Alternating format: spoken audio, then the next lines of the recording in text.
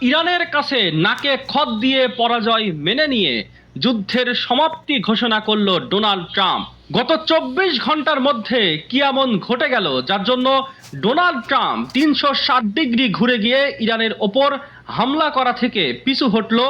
এর পেছনে নেপথ্যে আসল খেলা খেলেছে চীন ও রাশিয়ার সর্বশেষ হুমকি। ইরানের পররাষ্ট্রমন্ত্রী আব্বাস আরাকচি হঠাৎ করেই ছুটে গেছে চীনে।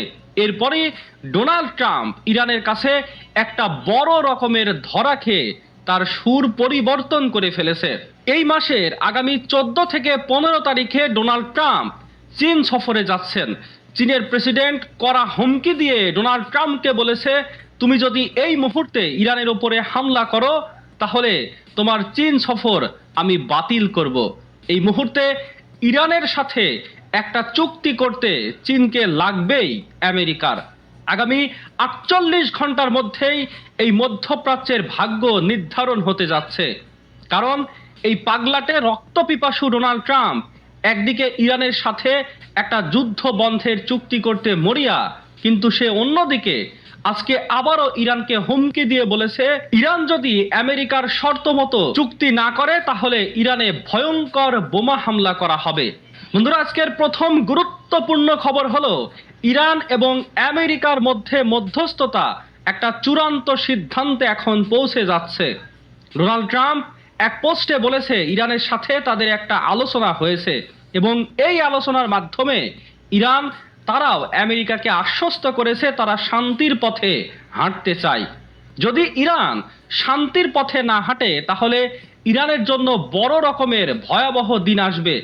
আমেরিকা ইরানকে বড় আক্রমণের হুমকি দিয়েছে, অর্থাৎ ইরানকে আবারও ধ্বংসের হুমকি দিয়েছে ডোনাল্ড ট্রাম্প। ইরান বলছে, ট্রাম্পের হুমকির কাছে আমরা কোনো ধরনের আলোচনায় বসবো না। ডোনাল্ড ট্রাম্পের সাথে ইরানের কোনো কথাই হয়নি।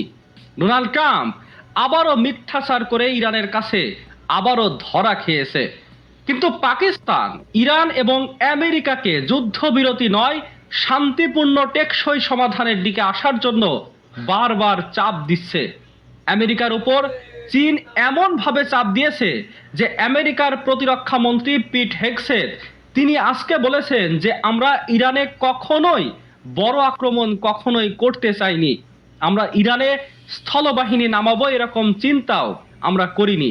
মূলত আমরা এসেছিলাম হরমুজ খুলে দেওয়ার জন্য, ইরানের বিরুদ্ধে বড় অভিযান আমরা চালাবো না। বন্ধুরা, এর মানে কি? ইরানে আক্রমণ হলে আমেরিকা যে সামাল দিতে পারবে না এটা ভালোভাবেই টের পেয়েছে।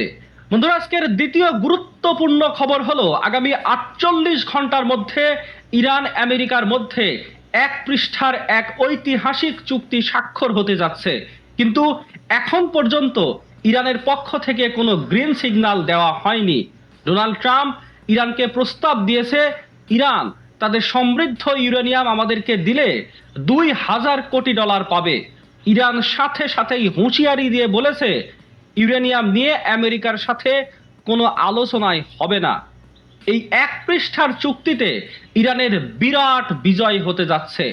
ডোনাল্ড ট্রাম্প এমন মাইনকার চিপায় পড়েছে যে সে এখন এই যুদ্ধ শেষ করতে চায়, কারণ সামনে মধ্যবর্তী নির্বাচনে সে পরাজিত হওয়ার পথে।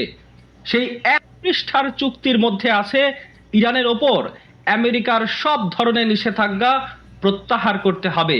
ইরানের প্রায় 47 বছরের সাধনা এবার পুরো